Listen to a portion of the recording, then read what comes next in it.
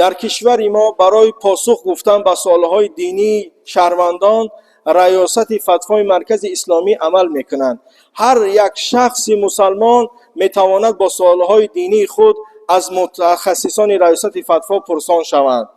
در شرایط کنونی که همه با تلفن و اینترنت دسترسی دارند، میتوانند سوالهای خود را توسط سامانه رسمی شورای علما پیشنهاد کرده شود. طول یک سال می شود که مرکز اسلامی جمهوری تاجیکستان و این سامانه هم در یوتیوب کانال هست. شما همتون می توانید در این کانال سامانه در آمده از دانشمندان و بزرگان و حتی رئیس شورای علما مفتی حضرت هم برآمدهای آنلاینی دارند. در اونجا سوال جواب های اسلامی می شود. شما می توانید از این سوال ها بهره مند شوید، در آمده استفاده برید. نه اینکه با اون سامانه هایی که غیر رسمی هستند و غیر مذهبی هستند. شما می توانید با سامانه در یوتیوب مرکز اسلامی جمهوری تاجیکستان که در آمده از اون سامانه از شورای علما صحبت ها و موعظه ها استفاده ببرید. حالا الحمدلله خداوند عزوجل برای همه ما و شما در این دنیا پدر و مادر عطا میکند. با اونها ما باید خوبی کنیم، شکرگزار باشیم و از خوبی های پدر و مادر تشکری کنیم، دعای نیکی اونها را بگیریم. این از ثروتمندی. برادران گرامی، امروز در موعظه خود میخواهیم درباره یک مسئله مهم سخن رانیم که به حیات ما همچون یک مسلمان به واسطه تأثیر میرساند. این مسئله عامل‌هایی است که مردم را از اصالت اسلام دور میسازند و آنها را به وسیله‌های گروه‌های ارتجاعی تبدیل میدهند. ما باید این عامل‌ها را درک کنیم تا از خطا، کجفهمی و کجروی‌ها دوری جوییم و فرزندان خود را در راه حقیقی اسلام راهنمایی کنیم. طوری که در چندین موعظه خود گفته بودیم که دین اسلام دین رحمت و برکت، صلح و صلاح و آسایش هست. در دین ما همه گونه عاملی که باعث ضرر رسانیدن با انسانها و جامعه می‌گردد شدیداً محکوم می‌شود. نوابسته از این همیشه شخصان بدخواه و منفعت جو تلاش کردند تا به بهانه‌های دینی مبین اسلام داغدار کنند و مردم مسلمان را از اصالت دینی خود دور سازند. بنابراین انسان مسلمان در چنین شرایط پیش از همه باید آگاه، باسواد و زیرک باشد. بیهوده دین مبین اسلام طلب علم و دانش اندوزی را در سرخط تعلیمات خود قرار نداده است. وقتی که در مورد عامل‌های دورکننده شخص مسلمان از اصالت دین سخن میگوییم، امروز میخواهم وابسته به 3 عامل توجه خود را روانه سازیم. یکم عامل‌هایی که انسان را دورکننده شخص مسلمان از اصالت دین میگرداند، این یکم عامل هست که بیسوادی و نادانستنی حقیقت دین هست. دوم تعلیمات غیر قانونی دینی. سوم تأثیر افراطگرایان یا تقلید به گروه‌های افراطی هست. این 3 عامل هست که انسان وقتی که سواد نداشته باشد، در جهالت باشد، یا اینکه تعلیمات دینی را غیر رسمی که اون نفر نزد کی تعلیم گرفته است نداند، اون چه عقیده دارد یا چه مذهب دارد نمیداند، یعنی انسانی که وقتی که با این عامل ها اگر روپرو شد بالای سر خود بدبختی ها را میارد. برادران عزیز، اولا و مهمترین عاملی که مردم را از اصالت اسلام دور میکند این بیسوادی میباشد. بیسوادی نه تنها نادانستنی خواندن و نوشتن، بلکه عدم فهمش درست احکام و اساسهای دین را نیز در بر میگیرد. انسان وقتی که از دانش محروم است، به هر سخن و هر شخصی که خود را عالم یا دانا نشان میدهد باور میکند. بیسوادی زمینه فراهم میسازد که شخص را به عقیده های غلط و خطرناک گمراه کنند. همین است که دین اسلام ما را به دانش و فهمیش دعوت میکند و آموختن علم و دانش را یکی از فریضه های مهم انسانی میداند. خداوند عزوجل در قرآن کریم میفرماید: استعیذ بالله قل هل یستوی الذین یعلمون والذین لا یعلمون. بگو اونهایی که میدانند اهل علم هستند، دانشمند هستند و آنهایی که نمیدانند، تحصیل نکرده‌اند، قلم را در دست نگرفته‌اند، خوانده نمیتوانند، برابر هستند؟ البته هرگز اینها برابر شده نمیتوانند. اهل دانشمند مثل انسان بینا هست. انسان بینا وقتی که در راه که می رود با یگان احساسات داده نمی شود، اما انسان نابینا در راه که می رود با یک احساسات و تشویشات در راه می رود، فرقیت زیادی دارد. برای همین خداوند عزوجل هم در قرآن می فرماید اونهایی که می دانند و با اونهایی که نمی دانند برابرند؟ هرگز نه. این آیت ما را وادار میکند که اهمیت دانش را در زندگی به خوبی درک کنیم. در برابر این پیامبر خدا صلی الله علیه و سلم نیز تأکید کردند طلب علم به هر یک مسلمان فرض هست. رسول اکرم در حدیث میفرماید طلب العلم فریضة علی کل مسلم و مسلمه. طلب کردن علم، دانش برای هر یک مرد مسلمان و زن مسلمان فرض است. نماز، روزه، اینها فرضیت هست از جانب پروردگار. علم هم فرض است. با علم انسان خدا را میشناسد و هر کسی که علم دارد، معرفت دارد، خوب عبادت درست میکند و در زندگیش شکست نمیخورد، با هر سفسطه و خرافات باور نمیکند، بلکه در زندگی میکند که هم در این دنیا از امتحانهای پروردگار کامیاب و موفق میشود. علم نور است. علم را خداوند برای هر کسی که میدهد، اون انسان پیش راهش چی است؟ نور هست. اون چی مرد مسلمان است یا زن مسلمان باید علم آموزد، زیرا خداوند عزوجل مثال میارد در قرآن عظیم الشان که از میان مردم کیها زیادتر میترسند؟ عالم ها، کسانی که علم دارند، دانش دارند. انما یخشی الله من عباده العلماء. از میان مردم کیها زیادتر میترسند؟ عالم ها هستند. یعنی صاحب علم، دانشمند، بعد مرگش هم نام او در نزد مردم زنده هست. صاحب علم، دانشمند، بعد مرگش هم اگرچه عضوهای او در زیر خاک پوسیده هم باشد، اما در نزد زنده ها نام او زنده هست. او هرگز نمی میرد، نام زنده دارد تا روز قیامت.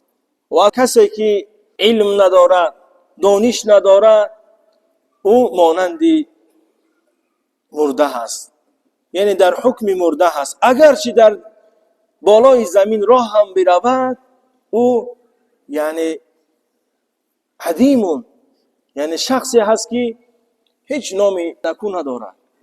برای اهل علم حدیث های زیادی داریم که خداوند عزوجل هم اونهایی را که علم دارند مرتبه بلند عطا کرده است و پیغمبر نازنین صلی الله علیه و سلم میگوید که هر کسی که راه علم را به خود تلاش میکند، من سلک طریقا یلتمس فیه علما سهل الله له طریقا الی الجنه. اونهایی که راه علم را به دست میگیرند، تلاش میکنند، الله مهربان راه جنت را برای اون آسان میگرداند. ان الله و ملائکه و اهل السماوات والارض. خداوند و ملائکه هایش و اون هر چیزی که در زمین و آسمان ها هستند در حق یعنی معلم خیر برای کسی که علم آموزاند یا اینکه علم میگیرد دعای نکو میکنند. حتی مورچه ها و ماهی های بحر هم در حق طالب علم دعا میکنند. اگر ما دانشمان را در اساس سرچشمه های صحیح و با استفاده از عالمان با اعتماد وسع کنیم، کسی نمیتواند ما را با سخنهای پوچ و غلط گمراه سازد. یکم این عامل بود، عاملی که اول بیان کردیم که بیسوادی این یک بدبختی را بالای سر انسان میارد. دوم عامل تعلیمات غیر قانونی دینی هست. حالا نفری که چی در سامانه های اینترنتی هست یا اینکه در خارج کشور تعلیم دینی میدهند، آیا ما نمیدانیم که تعلیم دینی در خود مملکت گرفتگی نباشند؟ اون نفرها یعنی اگرچه در اون خارج کشور از اونها تعلیم گیرند، این چی روزها رو میارد؟ زیرا نمیشناسد، نمیداند که اون کی هست، چی مذهب دارد. مشکلات دیگر اساسی که مردم را از اصالت اسلام دور می‌سازد تعلیمات غیر دینی میباشد. چند سال پیش مشاهده میشد که بعضی افراد در خانه‌ها یا جایهای پوشیده بدون اجازت رسمی تعلیمات دینی تشکیل میدادند. بعضا این گونه تعلیمات از جانب شخصان راهبری میشد که خود در اساس سرچشمه‌های صحیح تحصیل نکرده بودند یا با عقیده‌های افراطی آلوده بودند. گذشته از این، تعلیمات غیر قانونی نه تنها انسان را از راه اصیل دینی دور میکند، بلکه زمینه افراطگرایی و عقیده‌های نادرست را نیز فراهم می‌سازد. ما باید درک کنیم که آموزش دین باید در اساس قانون‌ها و در مؤسسه‌های تعلیمی رسمی صورت گیرد. در این روند حکومت و مقامات‌های دخلدار تلاش دارند که برای دسترسی مردم به تعلیمات درست شرایط فراهم آوردند. در کشور ما برای پاسخ گفتن به سوالهای دینی شهروندان ریاست فتوای مرکز اسلامی عمل میکنند. هر یک شخص مسلمان میتواند با سوالهای دینی خود از متخصصان ریاست فتوا پرسان شوند. در شرایط کنونی که همه با تلفن و اینترنت دسترسی دارند، میتوانند سوالهای خود را توسط سامانه رسمی شورای علما پیشنهاد کرده شود. طول یک سال می شود که مرکز اسلامی جمهوری تاجیکستان و این سامانه هم در یوتیوب کانال هست. شما همتون می توانید در این کانال سامانه در آمده از دانشمندان و بزرگان و حتی رئیس شورای علما مفتی حضرت هم برآمدهای آنلاینی دارند. در اونجا سوال جواب های اسلامی می شود. شما می توانید از این سوال ها بهره‌مند شوید، در آمده استفاده برید، نه اینکه با اون سامانه هایی که غیر رسمی هستند و غیر مذهبی هستند. شما می توانید با سامانه در یوتیوب مرکز اسلامی جمهوری تاجیکستان در آمده از اون سامانه از شورای علما صحبت ها و موعظه ها استفاده ببرید. مرکز اسلامی تاجیکستان یوتیوب کانال رسمی خود را گشاده است. آنجا صحبت های خوب و مفید در اطراف احکام دین اسلام می شود. اینچنین در پخش مستقیم متخصصان ریاست فتوا با سوال های مردم جواب می دهند. در برابر همه این در کشور ما دانشکده اسلامی تاجیکستان عمل می کند که همه ساله صدها نفر در این مؤسسه عالی دینی تحصیل می کنند. هر کس خواهش گرفتن دانش‌های کسبی دینی داشته باشد، مرحمت. این نقطه ها را برای آن تأکید میکنیم که با سوالهای دینی خود به شخصان شبهه‌ناکی در اینترنت بوده مراجعت نکنید. کی کفالت میدهد که آنها با سوالهای شما در دایره طلبات کدام مذهب پاسخ میگویند؟ فرزندان خود را به نزد هر گونه شخصان تصادفی برای گرفتن تعلیم دینی نبرید.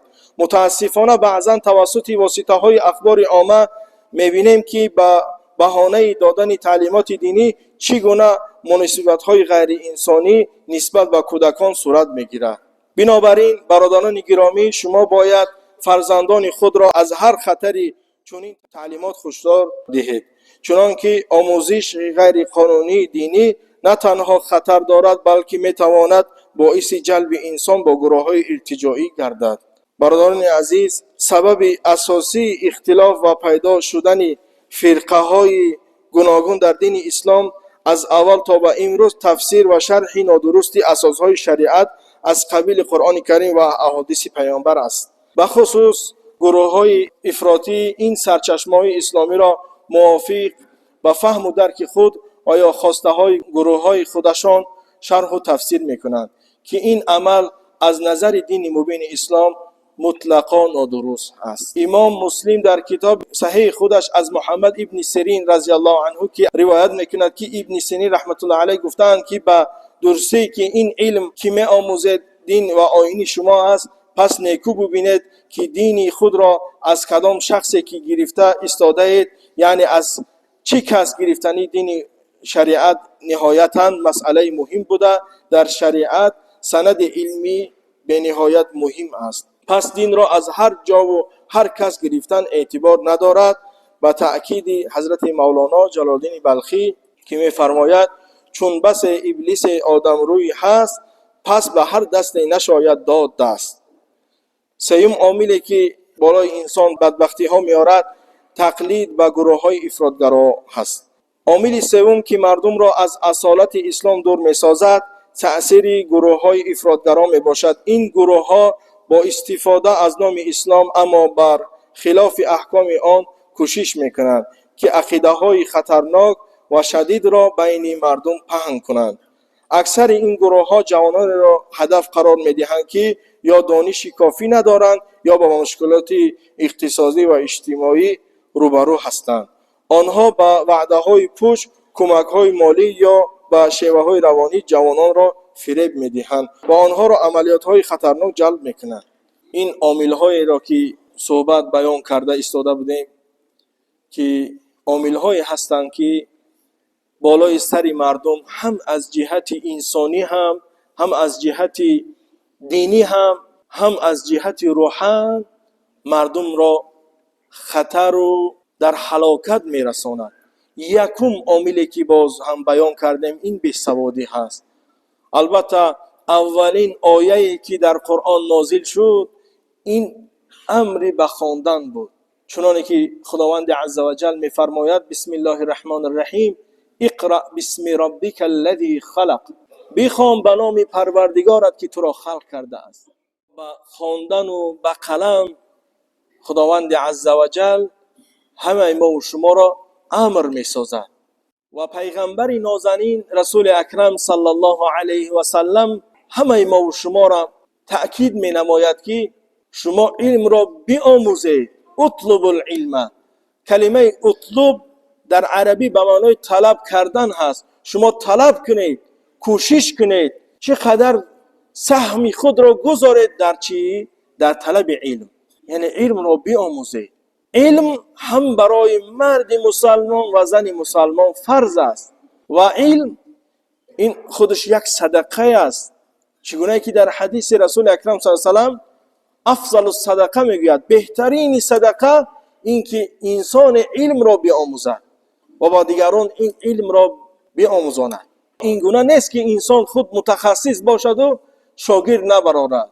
جامعه این همه را طلب میکند که انسان وقتی که عالم هست، دانشمند هست، باید شاگرد خود تربیه نماید. و پیغمبر نازنین صلی الله علیه و سلم میفرماید که شما این علم را که آموختید و بهترین این هست که بیاموزانید، به دیگران برسانید.